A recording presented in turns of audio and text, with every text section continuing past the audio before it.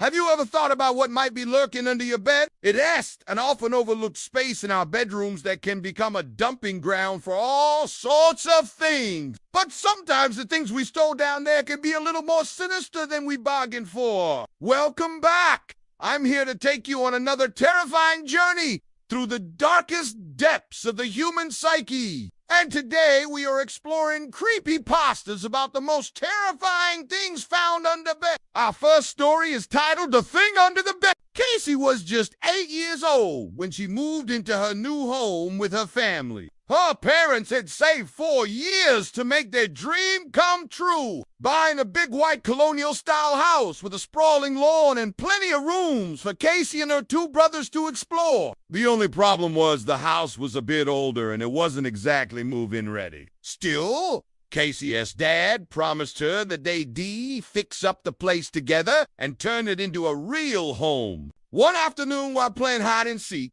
Casey found the perfect hiding spot beneath her bed. It was dark and dusty, but she loved the cozy enclosed space. That is until she heard a strange scratching noise coming from the other side of the bed frame. She tried to ignore it, telling herself it was probably just some animals, or maybe just the pipe. But then the scratching started again and something heavy started dragging itself closer and closer to where she was hiding. Casey screamed for her mom and ran out from under the bed.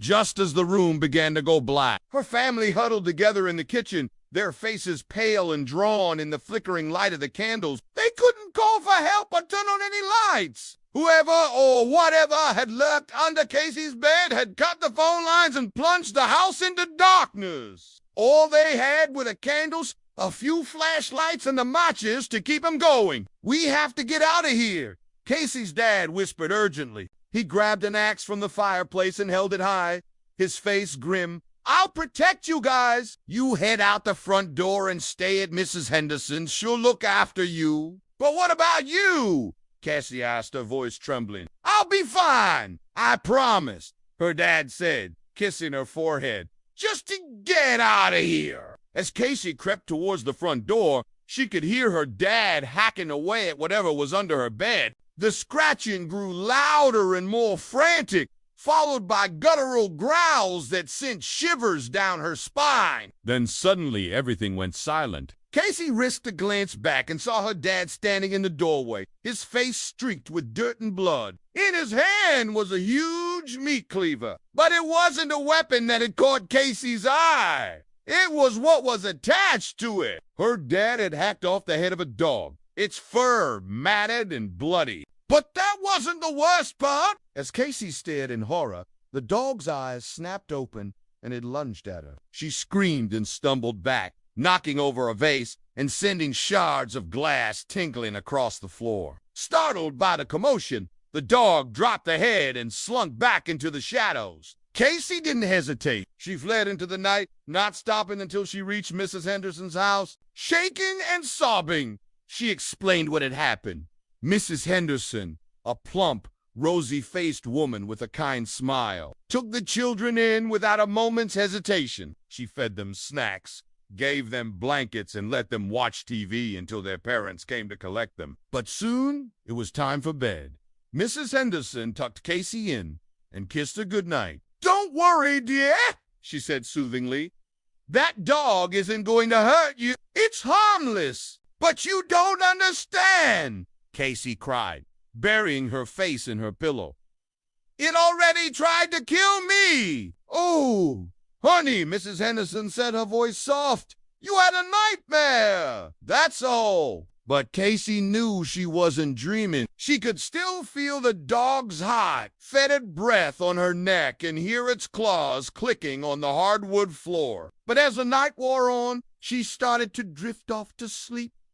Maybe Mrs. Henderson was right, she thought. Maybe it had all been a bad dream. Then suddenly she heard a scratching sound. It was coming from underneath her bed. Our next story is titled My Uncle. I was visiting my uncle one weekend when I decided to go exploring in his attic. It was full of all sorts of junk, old furniture, boxes of clothes, and even a rusty trunk in the corner. I pried it open and found stacks of yellowed letters tied together with a faded ribbon. I sat down on an old trunk and started reading the letters aloud. My uncle poked his head in and smiled. "What are you doing up here, Riley?" he asked. "Don't you have anything better to do?" "I found this old trunk and I was just reading some of your letters," I replied. "They're really interesting." My uncle's smile faded and he stepped inside. "Please don't read my things," he said quietly. "I want to forget about them." "Okay," I said, feeling a sudden chill. "I'm sorry. I won't read your things anymore." I left the attic and went to my room. It was small and cluttered, just like the rest of the house. I threw my stuff on the floor and sat down on the edge of the bed, staring at the worn-out carpet. That's when I heard a scraping sound coming from underneath the bed. I looked around, but there was nothing there. So I just shrugged and went back to my phone. But then the scraping started again. This time it sounded like someone or something was trying to claw their way out. I crawled under the bed to investigate. At first I couldn't see anything, but then I spotted a pair of feet. They were bare and covered in dirt. I reached out and grabbed one of the ankles. It was bony and cold. And as I pulled, a skinny, emaciated man dragged himself out from under the bed. He looked up at me with wide, pleading eyes and rasped, "Help me!" His voice was hoarse and unfamiliar, like I hadn't heard it in years. "Who are you?" I asked, my voice shaking. "I'm your uncle," he whispered, his eyes filled with fear. "Please help me." Our next story is titled Under the Bed. For as long as I could remember, there had always been a large wardrobe in the corner of my bedroom. It was an old, heavy piece of furniture with ornate carvings and brass handles. I loved playing hide-and-seek with my friends behind it when I was young, pretending that it was a portal to another world. But one day, when I was homesick from school, I discovered something disturbing. I was lying on my bed watching TV when I heard a scratching sound coming from under the wardrobe. I sat up and listened intently. Then I heard it again, along with a muffled thump. Curiosity got the better of me, and I crawled under the wardrobe to investigate. There was a narrow gap between the floorboards and the bottom of the wardrobe. Just enough room for a small animal to squeeze through. I peered into the darkness and saw a pair of glowing eyes. They were bright green and seemed to stare back at me accusingly. Then suddenly a scaly hand shot out and grabbed my wrist. I screamed and yanked my hand back, knocking over a nearby lamp.